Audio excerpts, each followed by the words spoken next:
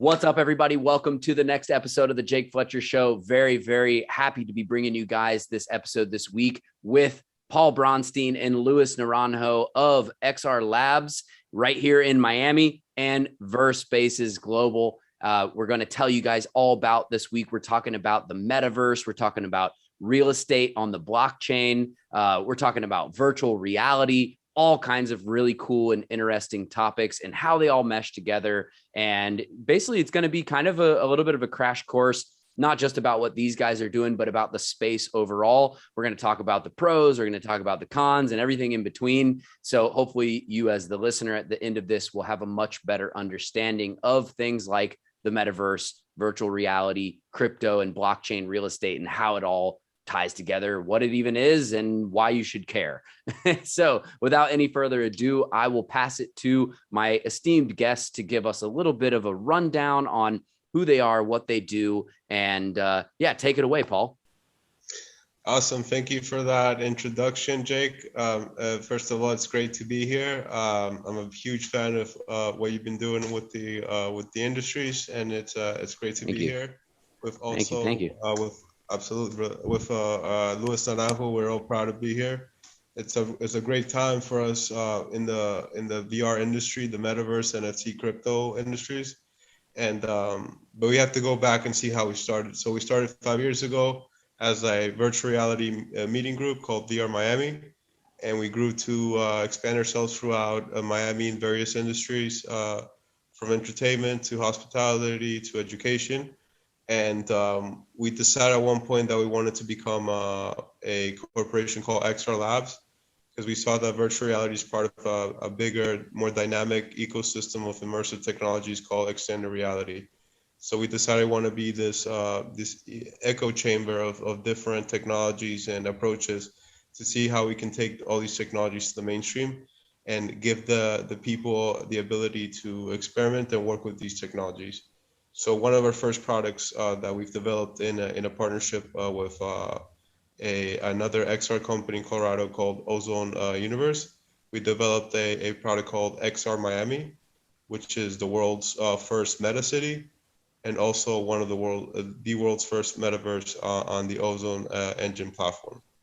So with this product, the premise of this product is to connect Miami with a virtual metaverse that's a inspiration and a literal digital twin of Miami, and give the artists and the people a chance to grow with it. But I want to introduce my co-founder, partner Louis Naranjo, so he can explain more about the vision of all this and everything. Well, thank you, Paul. Jake, thank you for this opportunity. It's a topic that has a lot of conversation all around the world. Miami has come epicenter of a lot of the talks and development of what's really going on in the virtual world and the real world with real estate.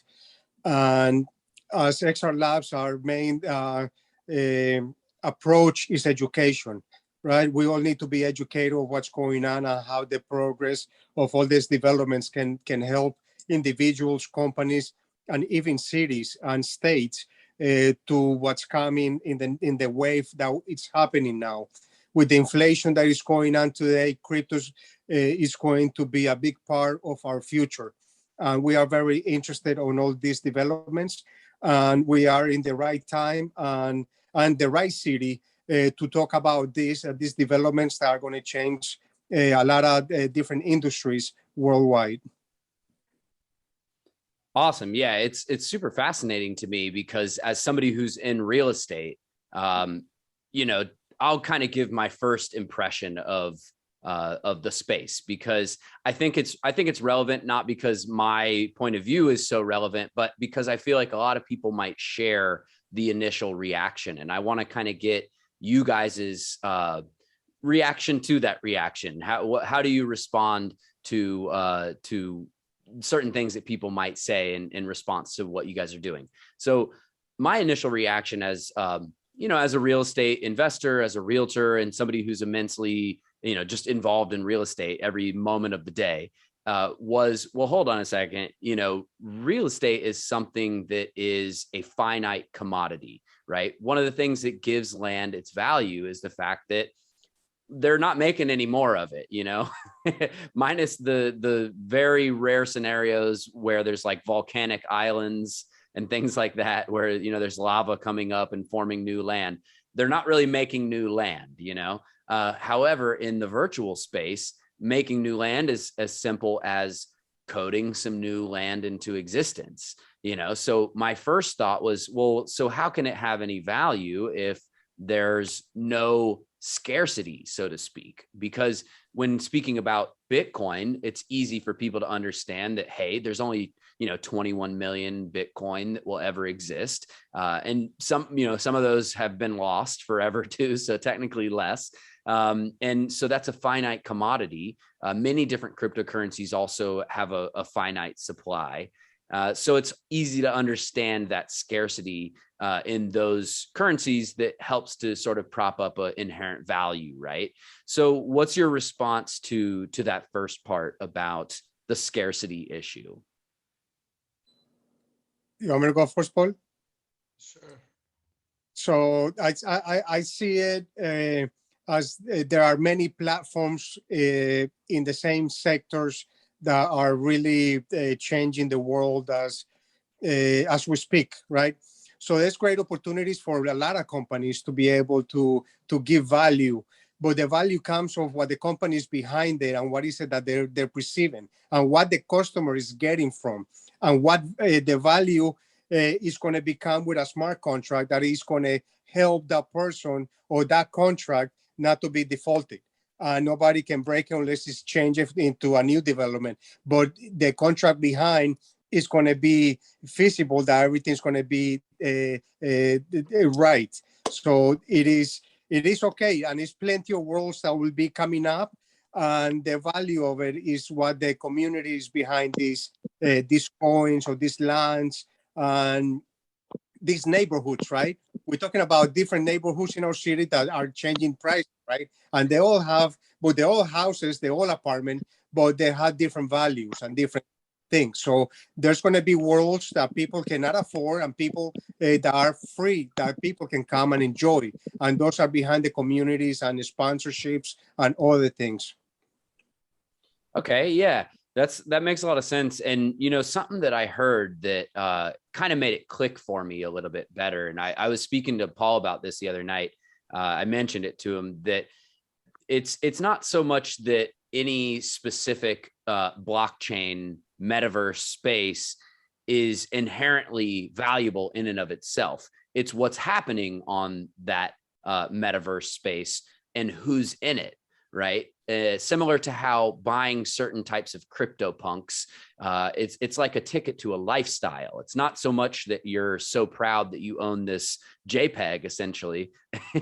It's that it gives you access to a certain lifestyle, to different events, to different people who are also holders of the same NFT. You become a part of this digital community, you know, which, you know, of course, anyone who's ever seen the movie Ready Player One, you know, it's very similar to that metaverse in there. I forget what they call it, the something with an O, right? Yeah, the Oasis or whatever. Oasis. Yeah, the Oasis. So there's different like clubs or communities or things that you can do, and who's on those blockchains, who's in those metaverse spaces, and what's going on there is essentially what's going to give the most inherent value to the space. Am I understanding that correctly? Yeah, that's for the that's exactly right what Louis was saying. That's where the value. I think that's where you're going to see a lot of potential. Given, you know, for many reasons, you know, Ready Player One is a great example where we can go with this technology in the future, which is to create like a, you know, a multiverse kind of like platform where you go to different metaverses and you hop from world to world. And you know, this is gonna take years. You know, this is not. But the good news is this is like a process that's gonna generate a lot of value and wealth. And our intention is to guide in the right direction into creatives, into building up the city, building up education, and all that. Yeah, 100%. It's what happens in the metaverse that's important, right? Content is literally king. like everything else about it in terms of scarcity, it can be like, experimented with literally, by using different wallet integrations, cross-chain functionalities. How do you, how do you breathe life into a metaverse? How do you populate it? How do you give it purpose? That's definitely something we're going to experiment with and, tackle here at XR Labs. With especially with XR Miami, we want it to be a true reflection of the city and all its greatness. I love it. And so forth. Thank you, man. Yeah. And, so another thing that I'll say kind of while we're on this topic of my initial impressions and kind of, and the fact that some other people might have these concerns as well. One of them is that there's definitely a question I feel about privacy, right? Because as you guys are the creators of XR Miami, right? Theoretically, you may or may not, I'm not sure, you can elaborate, feel free to, please, whether you have the ability to go in and see potentially private worlds that people might make within, XR Miami. Maybe they have a virtual, a house within XR Miami, and the permissions are set up that it's a private space. Are the creators able to enter these private spaces that people create within these, within these metaverses, whether it's, XR Miami or Decentraland or whatever it is, which is another metaverse space for people listening that aren't familiar. What is the sort of answer to that privacy question? Yeah, that's a great question. And as the backend developers, we need to have access to the world to be able to upload it, a lot of bugs, a lot of things, and to be able to keep the privacy, right? So there are going to be private worlds that are not going to be shared with the world itself, right? There's companies that they just want the world by themselves for their employees or their programs or things. There are other worlds that are open for anyone to come in or accept different coins to be able, or NFTs to be able to come in that world. But also as a backend, it comes down an issue, or what happened with the Meta now, Facebook, is the privacy issue, right? When you go to a website, you accept cookies. You have to accept for the computers to be able to communicate together. But that is also what's important, is that you as a consumer needs to be educated themselves to figure out where are they going to go, where are they putting their credit card numbers, where they're going to interact. And that's what's the value XR Miami has with our world, that we are for real and we're not just a gimmick trying to get bad information or things like that. Within the world itself, there's parts of the world that it will be encrypted for private conversations with them. It's not that we are spies going to be spying on the customers or what's going on. So all those are programmed already in the AI development that is going to give the trust for the customer to be able to have that conversation or that transaction in a safe way. Okay. Yeah, no, that makes sense. And as far as if people wanted some type of assurance, though, that there was no way that their private space, had non-permission access granted, is there any type of functionality that can be programmed into the software to prevent that?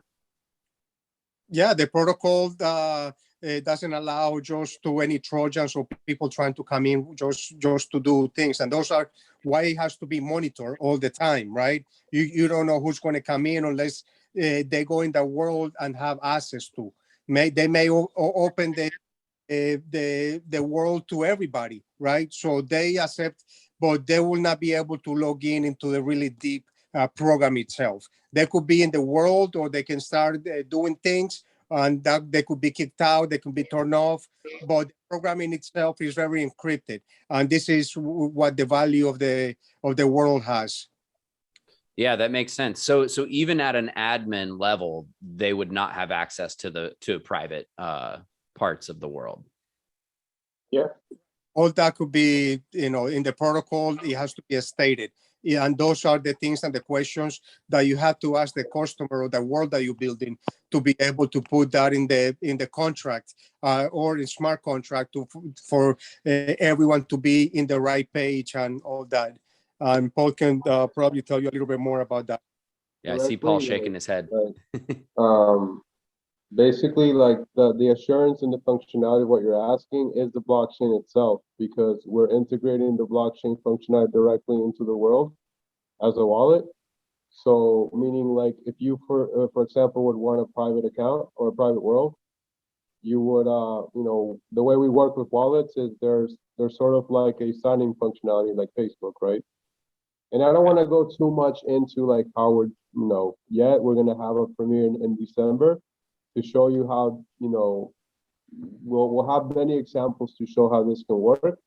The point being, this is a 3D world, and with NFTs and wallets and blockchain, we'll definitely have assurance that this is a private and transparent platform.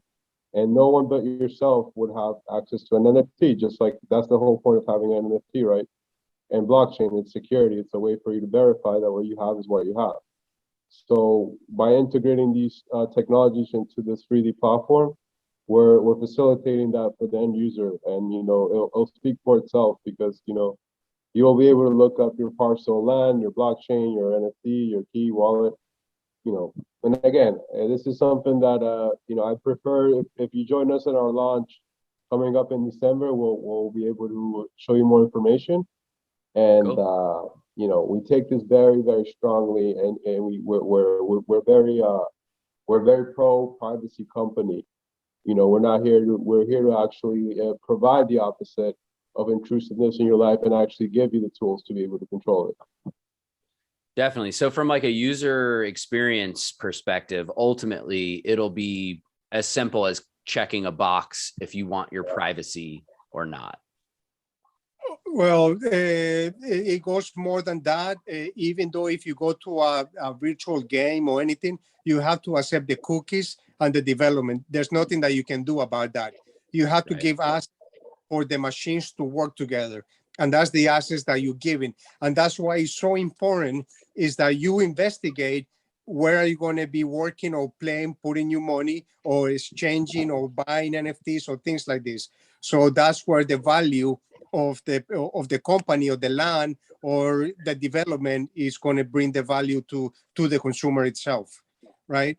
There's a lot of websites out there that they ask you from the beginning, you have to accept the cookies.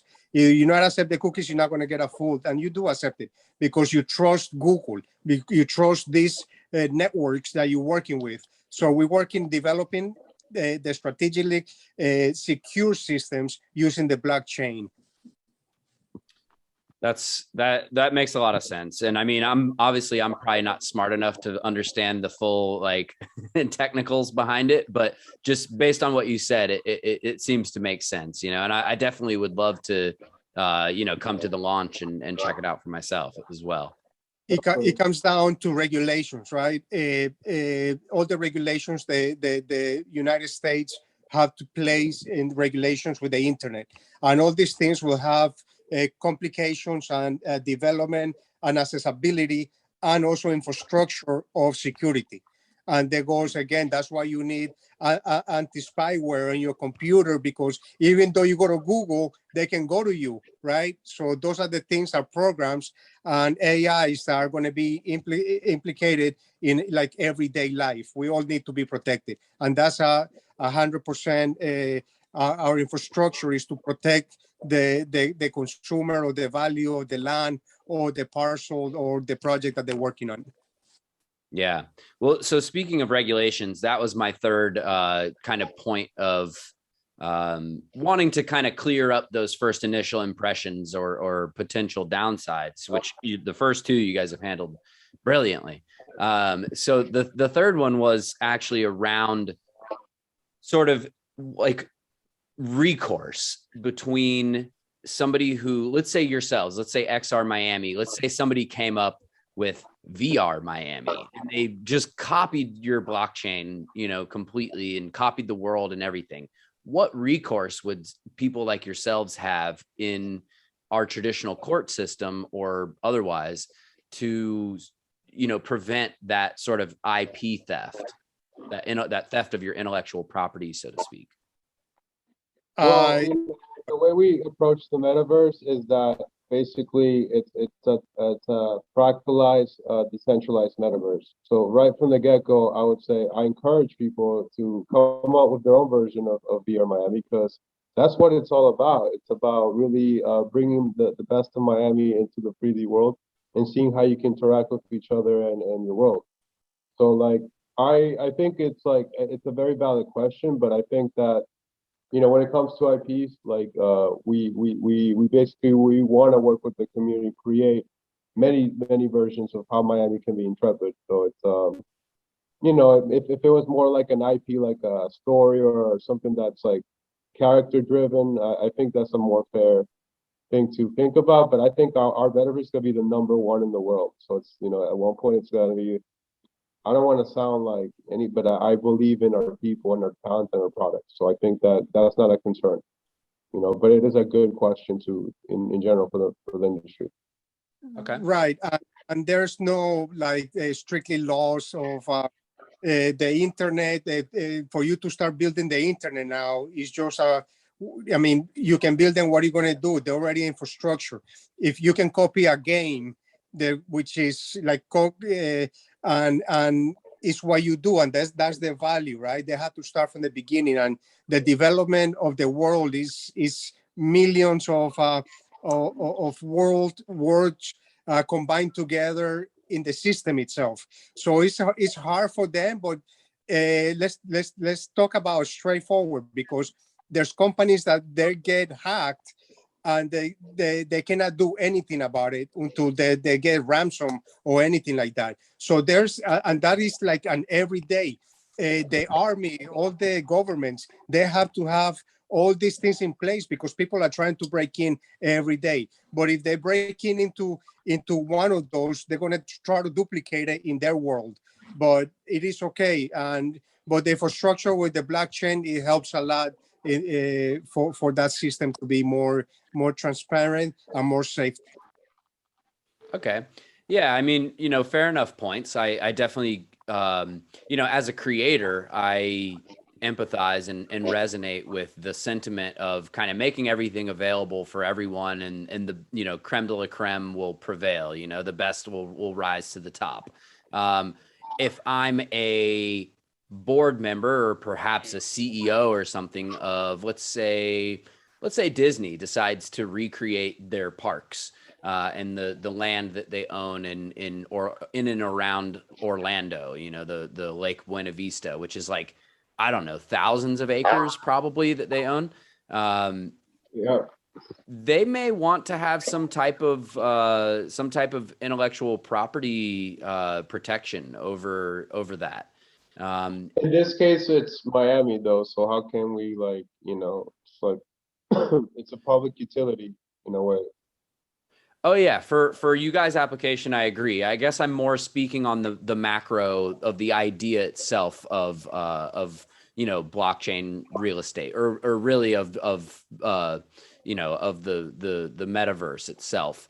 If you're somebody who has to report to shareholders, right? They're not necessarily going to love the idea of their space that they've spent potentially millions of dollars creating being able to be copied. Do you see what I mean? Yeah. So is there any, and you don't have to have the answers. I'm just asking if you have any ideas of how these things could potentially be protected in the future. Well, I think that in the end of the day, it's like our efforts with the city are gonna, and when I mean our efforts, there's a lot of like cross pollination happening between the tech sector and the private industry with all these emerging technologies. So I feel, to put in the context of how you were saying as a CEO, right, as a product, I feel it goes back to what Louis was saying. So what we do with the space is what gives it value, and what gives it a strong return for the shareholders is to say that we're going to have this value over time of what events we can participate, how can we bring in talent, how can we facilitate and activate the space. And we also got to remember that XR Miami is like a virtual space by itself. So it doesn't have to go to the extent of like the physical aspects of Miami. It could be something of multiple worlds in one, kind of spheres of whatever. So I think it's just containing the right balance of what's like, what's something we can work in the public, what's something that's in our IP, and what's something that can generate revenue and good profits for everyone, and honor the fact that we share a space with other people, and we have to secure and keep our IP and licenses active and growing. And it goes as simple as right, I own a hotel. How many hotels are out there? How many companies of hotels or supermarket? How can a Walmart compete with Publix, Winn-Dixie, and all of them if they sell the same thing? So it's about being a part of the community and a leader that everybody else would try to follow what is working for them. But if I go there and open a store right now, it's called Walmart 2, right? What do I have to do? Build the infrastructure, build everything that they already have done. But I can copy it. I can copy the website. I can copy what they have on the stores. What success am I going to get to be able to get to that, right? So it's open, and it's good for the market itself. That gives opportunity for not anybody just to own the market, and it's decentralized for all the companies to do, because there's so many other projects out there that this is going to be expanding, and that's where computing is going to bring us to the next level. Yeah. Okay, cool. So it goes back to that authenticity argument, and also the activation or the execution of what's happening and who's involved. So the CEO of Disney shouldn't worry about people copying Disney theme parks, because who's going to want to be in the knockoff Disney theme park? You're going to want to be in the real thing. That's right. Also, may I say that it's also about the quality of the product. Only Marvel films, for example, can bring a quality product like Spider-Man to the screen. Just like how the authenticity of a theme park virtually. You at one point, and there's also going to be obviously IP copyright laws. They're going to be in the industry. There's going to be a whole sector of regulations, things just like any industry. What constitutes and protects a space and its authenticity. Maybe it could go back to the blockchain, saying this is Disney's wallet. You're not connected to this wallet, you can't replicate that. Maybe you can have an artistic inspiration out of it if Disney wants. Okay. And it goes back for like gas stations, right? The gas stations want to be next to other gas stations because they know people are going to be there. So it's all good, and it goes into the commerce. So we welcome everything. And the good thing is that XR Miami, we can adapt other worlds that other companies or other people can build and be part of a bigger ecosystem worldwide. Okay, so it sounds like that's on the horizon then. So, one day there will be like XR Atlanta and XR New York and so on and so forth, and you'll be able to go to one, maybe XR Global, and virtually go to any of these cities. Exactly, that's what we want to do.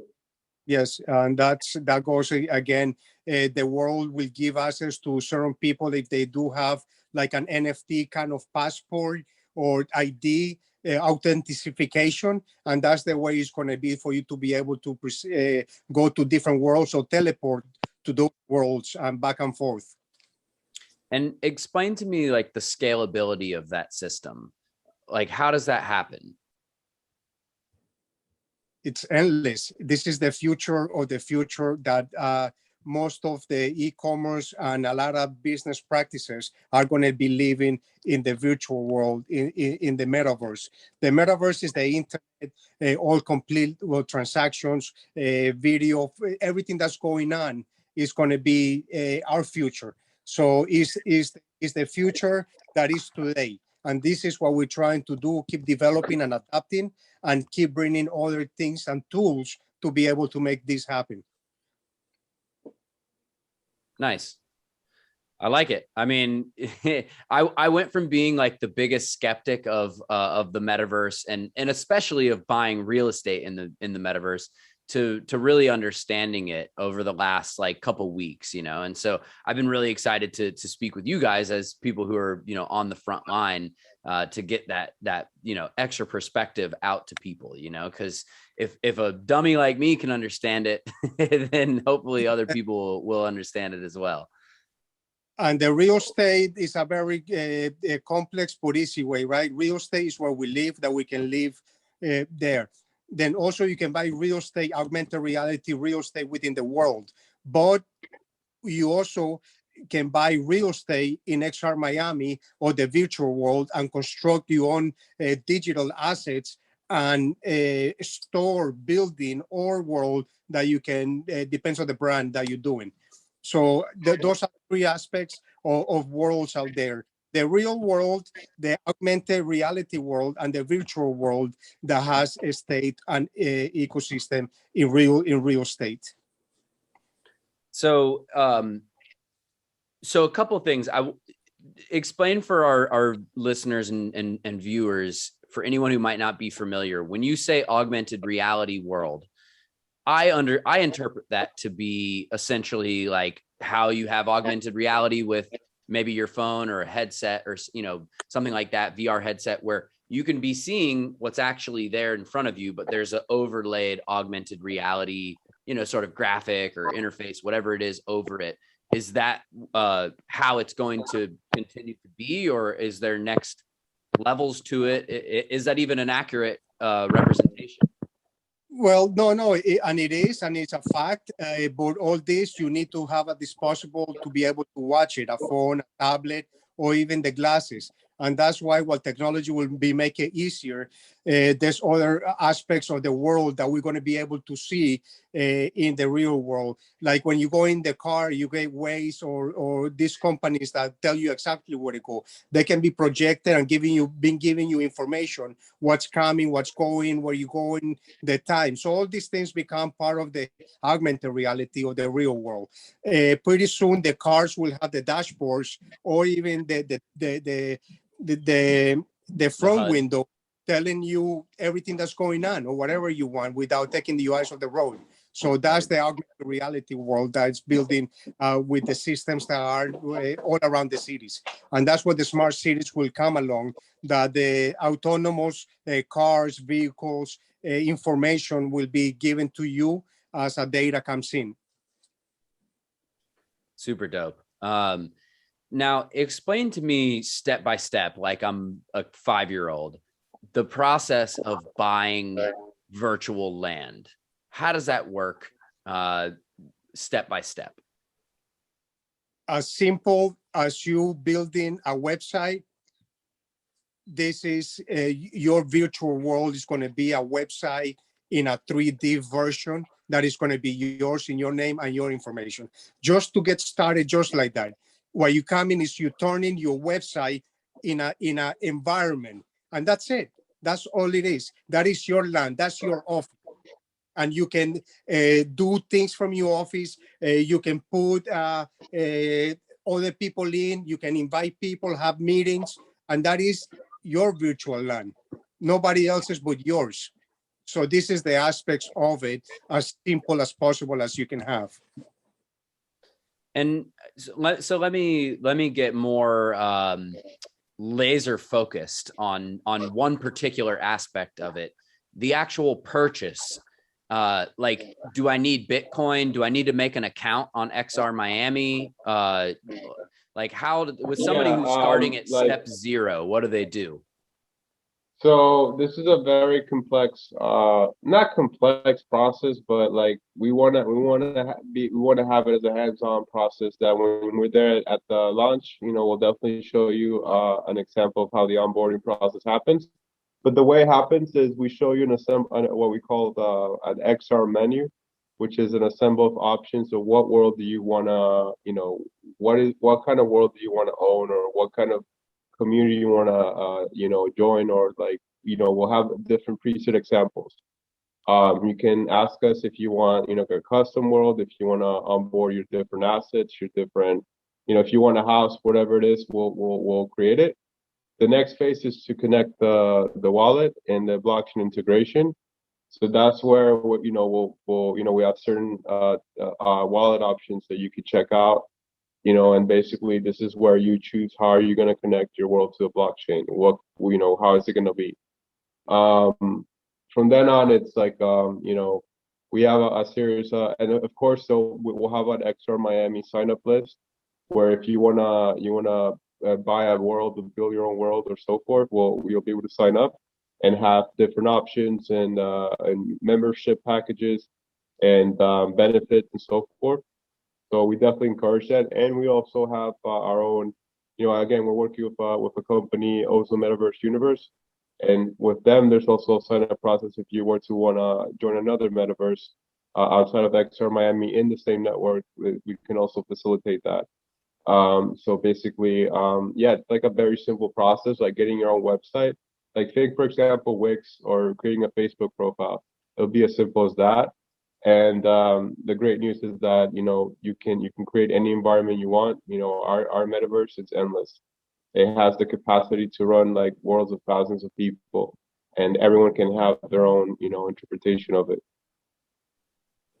Super dope. And so you mentioned that like if somebody wanted a house that you would make it for them. So is there like preset things and then is there also ways people can program their own stuff? Yeah, so there's different preset examples like that we offer, and yeah, if the user wants to import their own environment, we can help work with that. And are there like templates that people can download or something that are somehow universally recognizable to in different metaverse blockchains that, like you can essentially upload like a line of code and then it's this, whatever, like I don't know, Lewis, you mentioned hotels, like somebody can upload their hotel and they can replicate it across different metaverses. Does that exist, like different templates like that or ways to create that?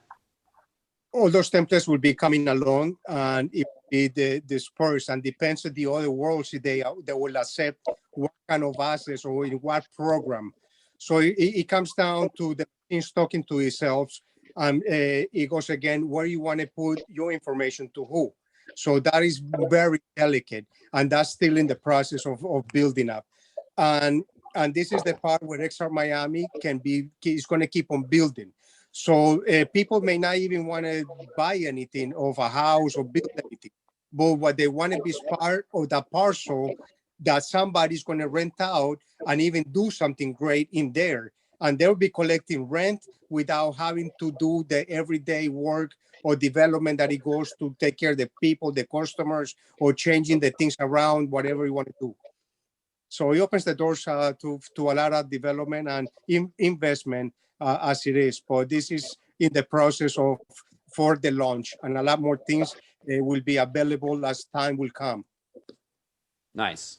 Okay. Yeah, that makes sense. So as far as the actual space itself, which is kind of almost, it's almost kind of weird to call it space because it's just code, it's not a physical space, but being that it's a 3D metaverse, our brain is able to perceive it as space.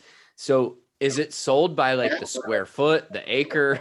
Like how does that break down? Yeah, the square foot. We sell it by the square foot. So by the square foot, and I'm guessing that there's like a quantified full amount of square footage within XR Miami. And does that not change? Yeah, we hadn't determined what it is, but it's something that maybe we'll take a look at. Not sure, but it's like you were saying, scarcity is a factor, but we are virtual and augmented metaverse, so we just gotta see how it evolves. There's going to be sectors of the world that cannot be built more. It has to keep building, and that's the value for the people want to be able to, where you want to live. So there's different neighborhoods, right? You don't want to put a store that the other store is totally different, right? And those are the capabilities that we can put and change. There's no discrimination, but there's different pricing. So those are the pricings, and the difference of the world is going to have. If you have real estate in Manhattan, it's not the same as outside the city. So that comes and it, again, with what's available and what's going to bring. And Nice. again, I want to emphasize that, like, we're talking in the broad picture, right, of the industry. Like what we offer on the platform, we're getting to launch it. So it's very important to note that, yeah, they're the industry at large. The whole idea is basically, if you have a square real estate of space, you want to give it more value by having it counteract with the surrounding environments. And that's basically, in some context, how our platform works.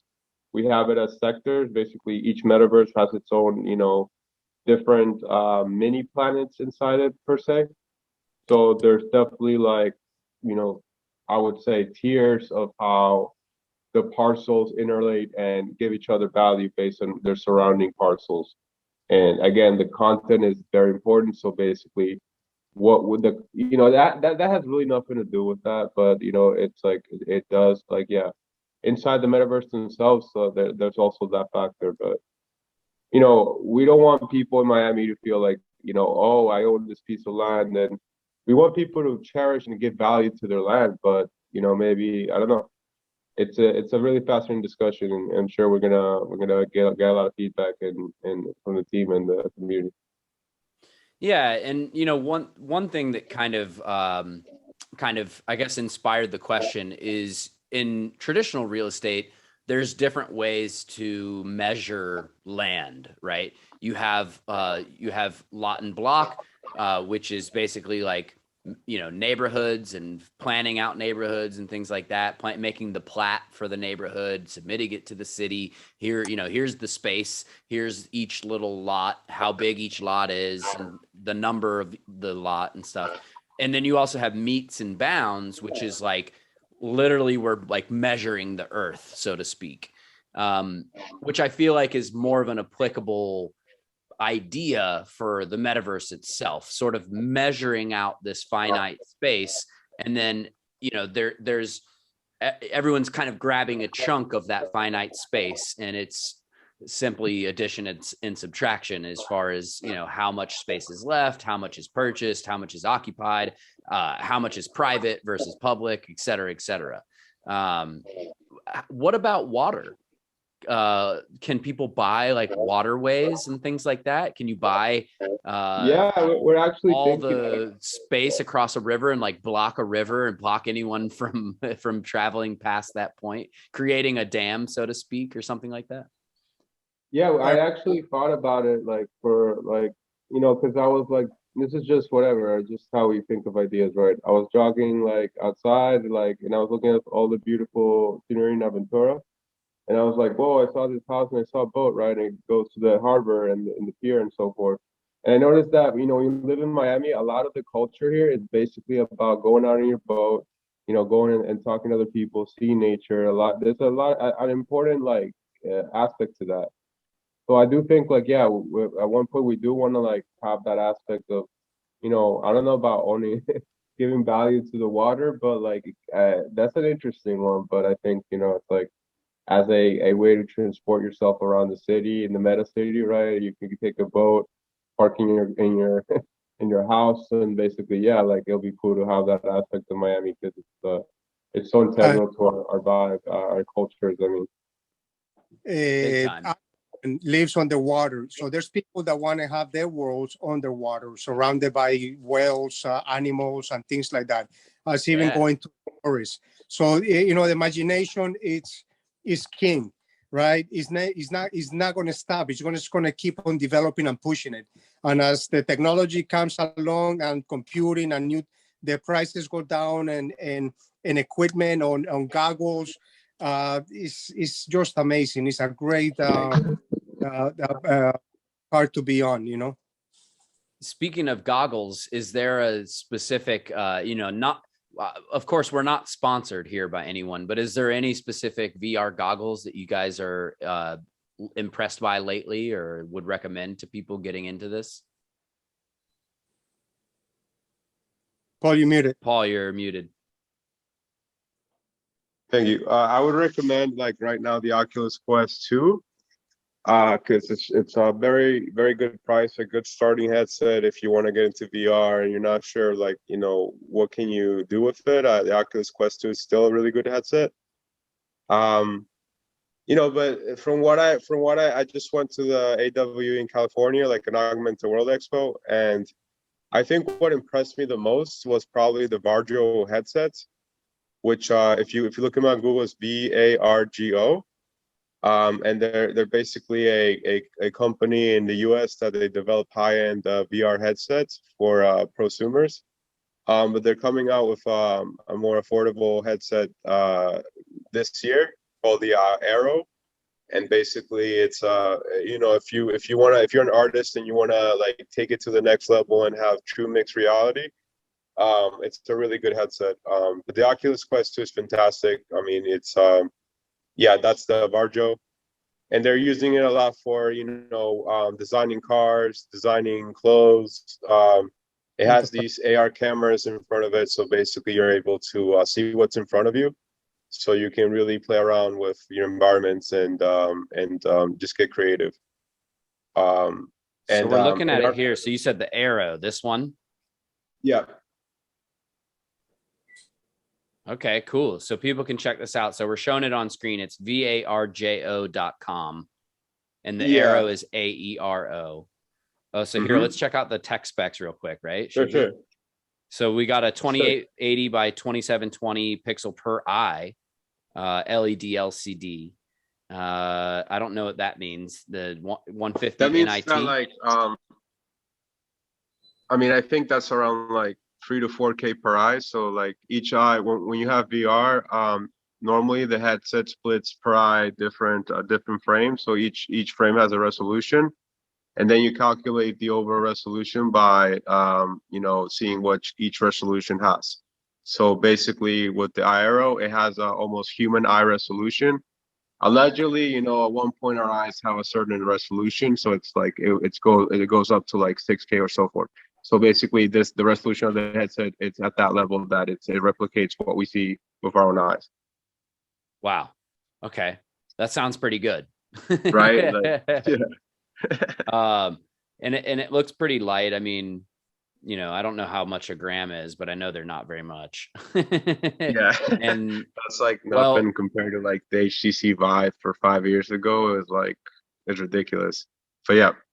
I might know what a gram is in other types of materials, but not necessarily in headsets. Yeah, no, I feel you. A lot of these headsets have like I believe that one is a standalone head. I'm not sure.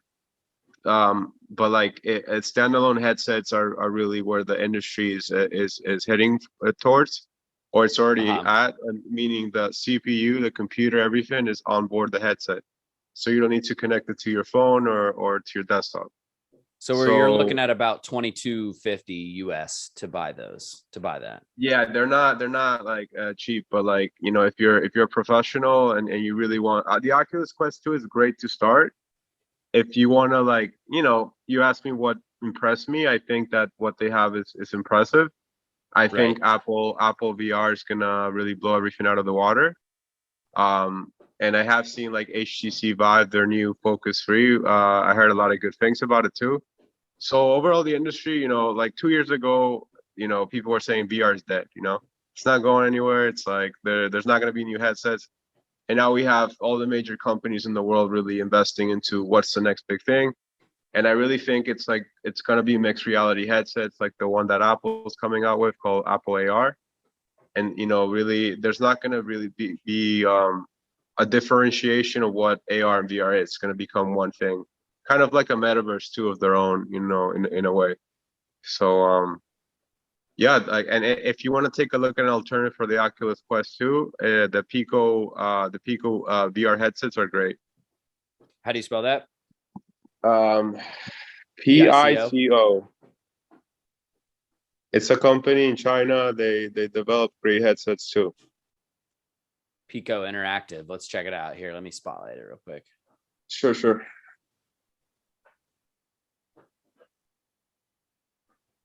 Okay. So this one's 4K. which was not the case on either the Varjo or the Oculus, right? We did, although in fairness, we didn't really look at the specs of the Oculus, but I'm assuming at $400, it's probably not 4K. No, it's again, it's like with VR headsets, it's different. But I think the Oculus is like around 2K. So let's see. So this one, oh yeah, so 3840 by 2160 screen resolution, which is pretty incredible. Yeah, no, exactly. They have a fantastic headsets as well. And this PPI is 818, whereas what did we have here? Oh, this was something they didn't do PPI here. They did IPD. Oh, that's the interpupillary distance. Never mind. I don't know enough about this to. Yeah, that's like the how far away the eyes are from the headset, or so how far away the Z and Y axis from the headsets, like lenses and so forth. But yeah, I guess. Got it. So okay, so people have some options. So and within the XR Miami metaverse, is it tuned for 4K, so to speak, or like is it as high of a resolution as people want to make it? Yeah, no, we it's different with WebXR, which is what we run. It's a web app. It can run up to 300 frames per second, which is incredible in today's standards. It obviously depends on your device. Resolution wise, yeah, no, it's not like we can say we're 4K, but like if you do have a 4K monitor and you run a PC that can withstand like PC gaming at 4K, it'll look at that. It'll be at that level basically. Okay. With the WebGL integrations and all that, it gives a higher texture rate to all the textures in the scene. And over time, it's going to get better and better because the web is exponential, and scalable. So, the rendering engine that we have running, basically, it's always optimizing and becoming better over time. Nice. And so you guys, the website is xr-labs.io, correct? That's our info website. Our metaverse website is xrmiami.io. But we're coming out with a new, not to confuse people, we're coming up with a main XR Miami website. And in that website, you'll be able to log into the metaverse. So should we look at the xrmiami.io right now, or would you rather people wait to check out what's going to be coming out soon? I would rather when we launch, I would love to have you there, and we'll give everyone a look at all the features and everything. Right now, we're getting ready to Art Basel, and we're creating the next wave of our next season pack of features. So I would love to be there with you and show you. And if anyone wants to log in and check it out, right now we have our board meeting map up so people can check out and walk around. But again, we want to have a full launch, and we have a bunch of special surprises, including I can't go into it, but we have a lot of major things that we're going to announce. Nice. So it's interesting. Very cool. We love the little teasers. Absolutely. So is there a native cryptocurrency within XR Miami? No, not yet. We work with any currency. We want to be an interoperable, cross-chain, cross-currency, because but like, it would be something in the future that would be interesting to explore. Okay. I'm curious, what's the reasoning for launching without a native currency? Is there a benefit to the user, or is it just not what the focus was? It's right now it's weird. It's not the focus, but right now we are coming out with a token with the Ozone platform at large, and also we're also selling the parcels for XR Miami. So, we kind of want to first work with the parcels, with the land, and then I think the cryptocurrency aspect. After we see how these different currencies, how they react to the platform, I kind of just want to see what's the best way to approach this, especially with Ethereum and all that. And so forth. I know it's not a currency, but Or at it the is same time, as such. right. uh, and at the same time, it goes back to the value, right? We want to create the value Exactly. first, but we are creating and we coming out, it's going to be tokenized, and that goes into the world itself, to the development. So it's coming out on that, but XR Miami is backing up that coin and that tokenization, and then we can launch our own coin and build up on that. But the advantage that we have is we want to be able to work with everybody's coins, what they have available, and the people that want to buy, trade, sell, they're free to do, not just to tell them that they have to use our coin. So this is very, very good question, and that's the part of the development, that we're not thinking that we're going to be the only ones and you have to only use us. And that's part of the decentralization of our development of our for 2022. Nice. So if I'm in XR Miami Metaverse, and let's say I have some super sick wearables that I want to sell to somebody, and let's say they've got, I don't know, some random altcoin that I'm not interested in, and they want to purchase my wearable, right? But let's say that all they have is, I'm not going to throw any coins under the bus as the undesirable one, but what you're saying is essentially there will be cross-chain interoperability where they can, on the same platform, trade their whatever coin into Bitcoin or whatever I want to accept. That is correct. We'll have a list of the coins available, right? And those are the things that we have to be very careful with, that we just don't want to be accepting. But it's up to the consumer itself, how the transitions, and there's going to be other platforms that will be converting that coin into the other coin or to fiat money. And those are the things, are part of the developments that are going to be helping the transactions go through. So we cannot put all the coins because we cannot make sure that they're real coins and things like that. But the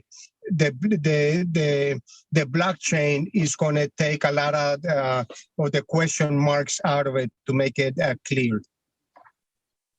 Nice. Well, before we wrap things up, is there anything that you guys wanted to discuss or cover before we sign off on this one? No, I think honestly, I would just want to continue the discussion and give you a proper tour of the metaverse at Art Basel when we launch. I think we covered a lot of incredible subject matters. So I'm very content and happy, and just looking forward to more. Lewis? Absolutely no. That we are so thankful for having us in this podcast. It's really incredible that giving out the information, and it gives a lot more topics to talk about. And we didn't even go to real estate transactions, how they're going to become. Yeah. So I guess we can leave that for the next topic. So yes, this is just great. So much information, Jake. From Paul and myself, XR Labs, we are thrilled to be part of this the community and be helpful to help other people fulfill their dreams. Yeah, thank you guys so much for coming on, and absolutely after the launch, let's definitely do a follow-up episode and talk more, like you mentioned, Lewis, about the transaction side, as well as how this all could play into real world real estate transactions and real world real estate dealings. Right.